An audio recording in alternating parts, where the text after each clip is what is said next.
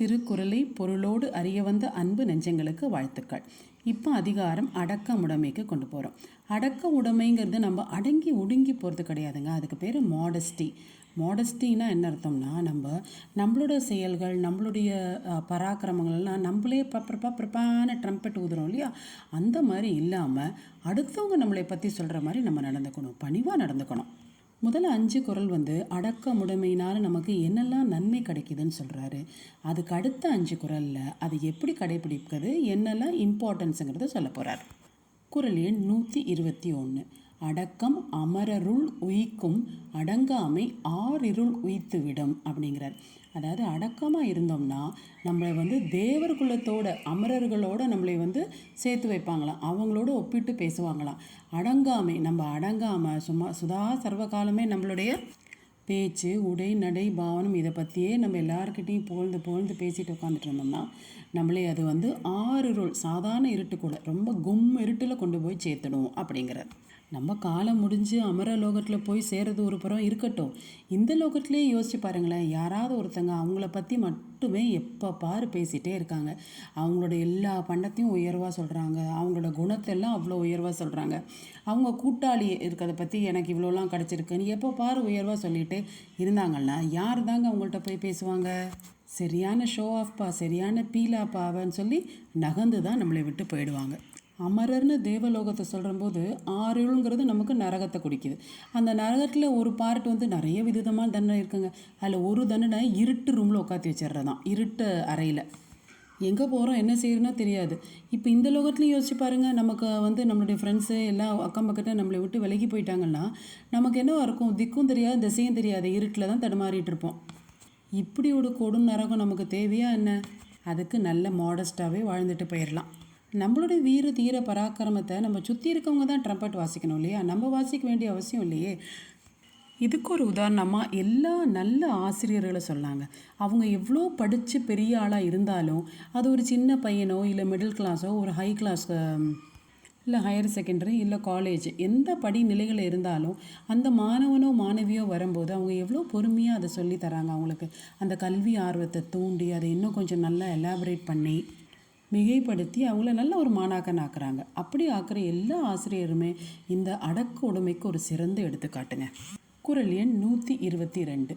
காக்க பொருளா அடக்கத்தை ஆக்கம் அதனினூங்கில்லை உயிர்க்கு அப்படிங்கிறார். காக்க பொருளா அடக்கத்தை, அடக்கம் அப்படிங்கிறது ஒரு பெரிய செல்வத்தை நம்ம எப்படி காப்பாற்றுவோமோ அந்த மாதிரி அந்த குவாலிட்டியை நம்ம காப்பாற்றிக்கணும். ஆக்கம் அதை காட்டிலும் ஒரு பெரிய சிறந்த ஆக்கமே இல்லை உயிருக்கு அப்படின்னு சொல்ல வர்றார். இப்போ நம்மளுடைய குவாலிட்டிஸ்லேயே நம்ம முக்கியமாக இந்த அடக்க உடைமையை ஒரு மிகச்சிறந்த ஒரு குணமாக நம்ம கருத வேண்டும். எப்படி செல்வத்தை நம்ம பொருளை பாதுகாக்கணும், அதை காப்பாற்றிக்கணும் அப்படின்னு நினைக்கிறோமோ அது மாதிரி இந்த குணத்தை நம்மளோட எப்போதுமே வச்சுக்கணும். ஏதோ கொஞ்சம் நல்லதாச்சு, ஒரு 4 காசு பார்த்துட்டோம்னா உடனே நம்ம தலையை தூக்கி ட்ரம்பட் வாசிக்கக்கூடாது. ஒரு 2 பேருக்கு உதவி செஞ்சிட்டோம்னா ஆஹா நானாக கண்டு அதை உதவி செஞ்சேன், நான் தான் இவனை படிக்க வச்சேன், நான் தான் இவனுக்கு அதை வாங்கி கொடுத்தேன் அப்படின்ட்டுலாம் நம்ம கொஞ்சம் செய்யக்கூடாது. அடக்க உடைமையோடு மாடஸ்ட்டாக இருக்கணும். செல்வம் நம்ம எவ்வளோ சேர்ந்தாலும் திருப்பி அதை பாதுகாக்கத்தான் நினைப்போமே தவிர அதை எங்கேயாவது அசால்ட்டாக எங்கேயும் வச்சுட்டு அந்த மாதிரி போக மாட்டோம். அது மாதிரி இந்த அடக்க உடைமையை நம்ம எப்போதுமே பாதுகாக்கணும் அப்படின்னு சொல்கிறாரு. இன்றைக்கி வந்த காசு சேர்த்துச்சிட்டேன்ப்பா, நாளையிலேருந்து நான் செலவழிப்பேன் அப்படி நினைப்போம்மா நம்ம? அது மாதிரி இன்றைக்கி நான் அடக்கமாக இருந்துட்டேன், ஆனால் நாளைக்கும் அதே மாதிரி மாடஸ்ட்டாக இருக்கணும் அப்படின்னு நினச்சி போகணும் அப்படிங்கிறார். அடுத்து குறள் எண் 123. செறிவறிந்து சீர்மை பயக்கும் அறிவறிந்து ஆற்றின் அடங்கப்பெறின் அப்படிங்கிறார். அறிவறிந்து ஆற்றின் அடங்கப்பெறின், அறிவு இதுதான், அடக்கம்ங்கிறது நமக்கு அவசியம் அப்படிங்கிற அறிவை அறிஞ்சு அந்த ஆற்றின் அந்த வழியில் போகிறவனுக்கு பெரின் கிடைக்குமா? என்ன கிடைக்கும்? செறிவறிந்த சீர்மை பயக்கும். நல்ல படித்த சான்றோர்கள் இருக்காங்க இல்லையா, அவங்க இடத்துல இவனுக்கு ரொம்ப மரியாதையாக கிடைக்குமா. அதாவது அடக்கமாக வாழ்கிறது தான் நல்ல அறம் அப்படின்னு யாருக்கெல்லாம் தெரிஞ்சு அதுபடி நடக்கிறானோ அவனுக்கு அந்த அடக்கமாக இருக்கிற நல்லவங்களால் அவங்க எல்லாமே இவனை பாராட்டி இவனுக்கு பெருமைப்படுத்துவாங்க. இவனுக்கு ஒரு நல்ல பெருமையும் ஒரு நல்ல ஒரு அங்கீகாரமும் கிடைக்கும் அப்படின்னு சொல்கிறார். நீங்கள் ஒரு இன்டர்வியூக்கே போகிறீங்க. அந்த இன்டர்வியூ முன்னாடி நீங்கள் ஒரு கேண்டிடேட்டாக உட்காரும்போது எவ்வளோ பணிவாக அவங்க உட்காருன்னு சொன்னதுக்கப்புறம் நீங்கள் உட்கார்றது, அதுக்கப்புறம் அவங்க கேட்குற டாக்குமெண்ட்ஸ் எடுத்து கொடுக்குறது, அவங்க கேள்விகளுக்கு பதில் சொல்கிறது, தெரியலன்னா பொலைட்டாக தெரியலன்னு சொல்கிறது, இப்படி பணிவாக பிஹேவ் பண்ணோம்னா நமக்கு வேலை உறுதி தானே, ப்ரொவைடட் அந்த குவாலிஃபிகேஷன் நமக்கு இருந்ததுன்னா. அதாவது அந்த வேலைக்கு நாம் ஒரு தகுதியான படிப்பும் தகுதியான எக்ஸ்பீரியன்ஸும் அனுபவம் வச்சுருந்தோம்னா நமக்கு உறுதியாக கிடைக்கும். அடுத்து குறள் எண் 124. நிலையின் திரியாது அடங்கியான் தோற்றம் மலையினும் மானப்பெரிது அப்படிங்கிறார். நிலையின் திரியாது அடங்கியான் தோற்றம், தன்னுடைய நிலை இதுதான், தன்னுடைய பொசிஷன், தன்னுடைய தன்மை, கோட்பாடு, தன்னுடைய தோற்றம் இதெல்லாம் இதுதான் அப்படின்னு தெரிஞ்சு அது வழி திரியாது, அதிலிருந்து மாறாமல் அடங்கியான் தோற்றம், மாறாது இருக்கிற அந்த அடக்க முடியவனுடைய தோற்றமானது மலையினும் மானப்பெரிது, மலையை காட்டிலையும் ரொம்ப பெருசு.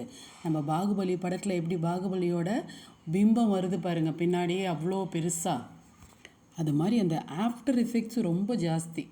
நம்ம போகிறோம் அப்படின்னா நமக்கும் முன்னாடியும் பின்னாடியும் நம்மளுடைய பெருமை அவ்வளோ மலை மாதிரி பெருசாக நிற்குமா. அடங்கியான் தோற்றம், இப்படி இந்த அடக்க உடைமையினால் அவங்க அவ்வளோ பெருசாக தோன்றப்படுறாங்க அப்படிங்கிறதுக்கு உதாரணத்தை தேடி தேடி பார்த்தேங்க, ஒன்றும் கிடைக்கல.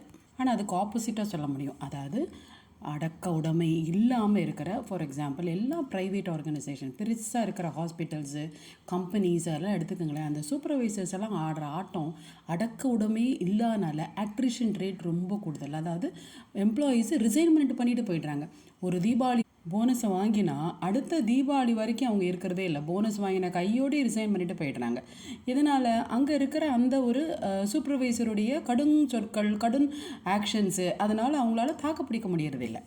நீங்கள் உங்கள் பக்கத்தில் இருக்க சூப்பர் மார்க்கெட்லேயே நீங்கள் பார்த்தீங்கன்னாவே தெரியுமே, பெரிய பெரிய மால்ஸு, சூப்பர் மார்க்கெட்லாம் நீங்கள் ரெகுலராக போகிற இடத்துலலாம் பாருங்கள், கண்டிப்பாக அந்த எம்ப்ளாயீஸு கம்ப்ளீட்டாக இருக்கவே மாட்டாங்க, பாதியிலே காணாமல் போயிடுவாங்க. நடத்தப்படுற விதம்னு ஒன்று இருக்குது இல்லையா, நம்மளுடைய சூப்பர்வைசர், நம்மளுடைய பாஸு நம்மளை எப்படி நம்மளைய நடத்துகிறாங்க அப்படிங்கிறது இருக்குது. மனுஷனாக பண்ணினாதான், மாடஸ்ட்டாக நடத்தினாதான் அங்கே இருக்க முடியும். அதனால் கண்டிப்பாக நம்ம அடக்க முறைமையை கடைப்பிடிப்போமாக. பாக்கி இருக்க குரலை அடுத்த பதிவில் பார்க்கலாம். நன்றி. வாழ்க வளமுடன். வளர்க வையகம்.